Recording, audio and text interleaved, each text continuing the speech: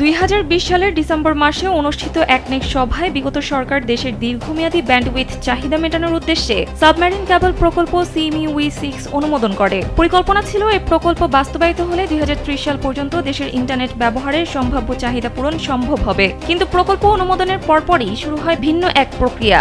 দেশের বর্তমান চাহিদার সঙ্গে সঙ্গতিপূর্ণ না থাকা সত্ত্বেও তড়িঘড়ি করে বেসরকারি খাতে সাবমেরিন কেবল লাইসেন্স প্রদানের উদ্যোগ নেওয়া হয়। এরই মধ্যে বেসরকারি খাতে লাইসেন্স প্রাপ্ত 3টি প্রতিষ্ঠানের বিরুদ্ধে সাবমেরিন কেবল সংক্রান্ত লাইসেন্সিং গাইডলাইন লঙ্ঘনের গুরুতর অভিযোগ উঠেছে। 2022 সালে বিগত সরকারের সময়ে তড়িঘড়ি করে বেসরকারি খাতে এই লাইসেন্স প্রদানের উদ্যোগ নেওয়া হয়। জীবন অবাক না করলে কে করবে? 28% মিল্ক ফ্যাটের অবাক করার সাথে ফ্রেশ মিল্ক পাউডার। জীবন অবাক করুক প্রতিদিন। যদিও অনেক প্রতিষ্ঠান আবেদন করেছিল, তবে লাইসেন্স পেয়েছে শুধু সামিট কমিউনিকেশন লিমিটেড, সিডিনেট এবং মেটাকোর এই 3টি প্রতিষ্ঠান। সম্প্রতি অভিযোগ উঠেছে এই প্রতিষ্ঠানগুলো লাইসেন্সিং গাইডলাইনের গুরুত্বপূর্ণ ধারা ভঙ্গ করেছে। এছাড়া তাদের মালিকানা, সাবমেরিন কেবল স্থাপনের অর্থায়নের উৎস এবং ব্যান্ডউইথ চোরাচালানের সঙ্গে সংশ্লিষ্টতার মতো কয়েকটি গুরুতর অভিযোগ সামনে এসেছে, যা খাত সংশ্লিষ্টদের মধ্যে ব্যাপক উদ্বেগ তৈরি করেছে।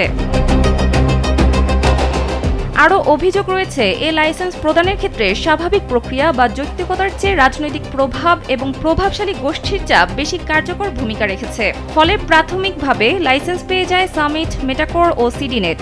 আলোচনায় বিশেষভাবে আসে সিডিনেট। একেবারে নতুন ও অভিজ্ঞতাহীন প্রতিষ্ঠান হওয়া সত্ত্বেও তারা লাইসেন্স পেয়ে যায়।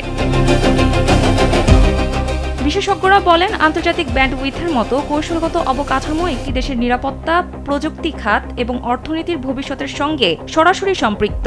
এখানে নীতিমালা লঙ্ঘন, স্বচ্ছতা ছাড়া রাজনৈতিক বিবেচনায় গৃহীত সিদ্ধান্ত এবং বাজারে প্রতিযোগিতা হ্রাস এসবই দীর্ঘমেয়াদে দেশের ডিজিটাল অগ্রযাত্রাকে প্রশ্নবিদ্ধ করতে পারে।